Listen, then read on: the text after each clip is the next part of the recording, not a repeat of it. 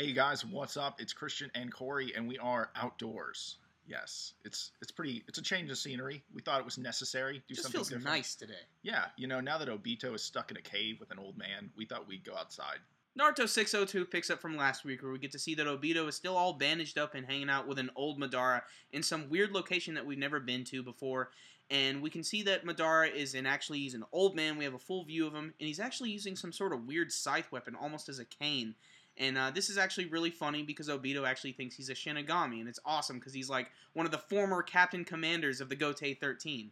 So we are finally getting some backstory on Madara, and we're also getting some backstory on Toby, as, he's all bandaged up, half of his body is gone, he's only got one leg, one arm. I think he only has one leg, right?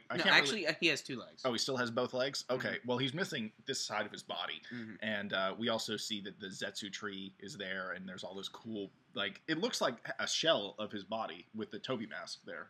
Don't you think? That's what it looks like. What's cool, what I like about it is, it's the giant Mazo tree or whatever it is. The thing that the giant Ghetto Mazo thing was sitting on top of.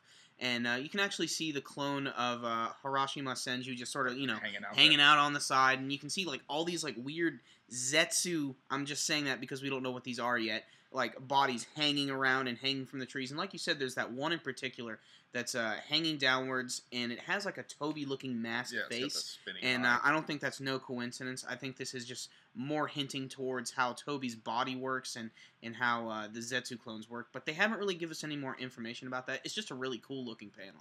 Yeah, and before we actually get to that, Madara explains to Toby, hey, man, the world sucks. If there's good, there has to be bad. The longer you live, the more you realize it's just pain and suffering. And, there's this hilarious little panel where Toby. It is Obito. Same difference, anyway, at this point. He's just like, oh, my God, this guy's so focused. This story's going to take forever. And we were thinking the same thing. It's like, come on, man. A few more important things to note. We actually do know officially at this point that there are parts of the Hashirama clone that are attached to Obito's other side of his body. Madara even comments on this, and he says, you're not even going to be able to leave, man, and if you try to move too much, that thing's just going to rip him in half, which is really fucking messed up, to be honest. And the chapter basically ends with Madara just sort of slowly starting to berate Obito just a little bit more and try to egg him on. This is, I just think, his first step into warping his mind and turning him into the secondary villain of the series.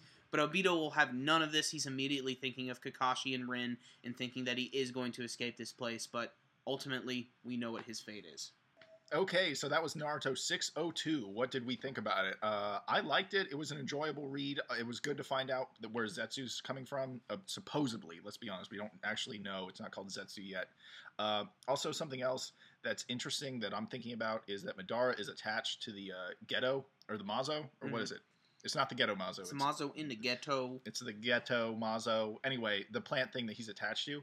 It's weird that he's attached to it because obviously Toby Obito is not attached to his other side. Like Madara was saying, hey, if you leave, this thing's going to rip off of you because it's got to stay attached to this plant.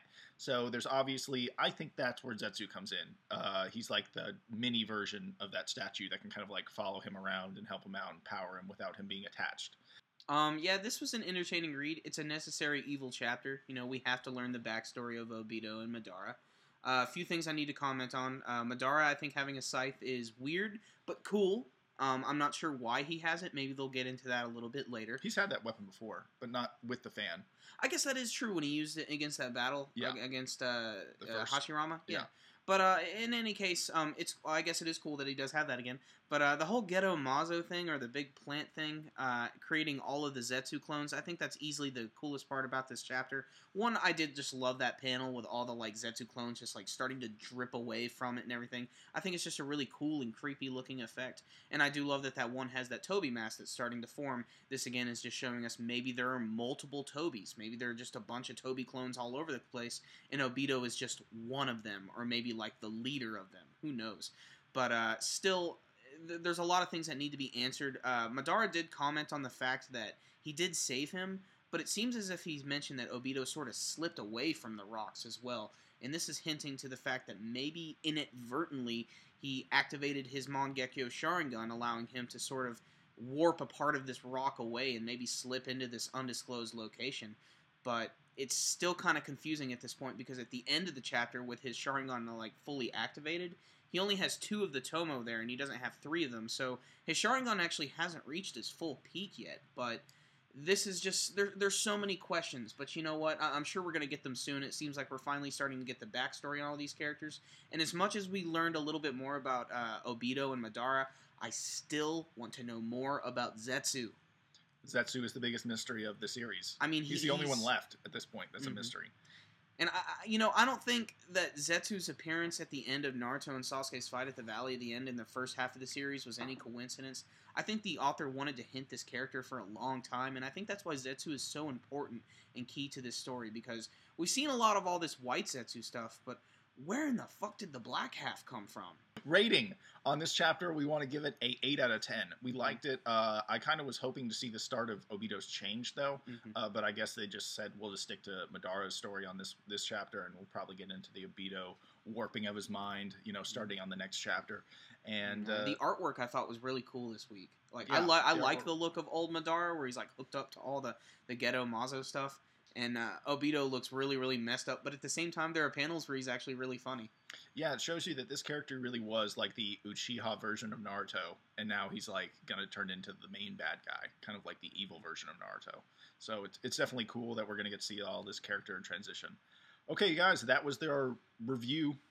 Tell us what you thought down below. And if you liked the video, make sure to give us a thumbs up. Always appreciated. Until next time, guys, SuperKamiGuru9000 out. And remember, if you get crushed by a rock and you happen to slip away and you end up in some weird cave with an old man, don't listen to him and just run the fuck out of there. If you have legs.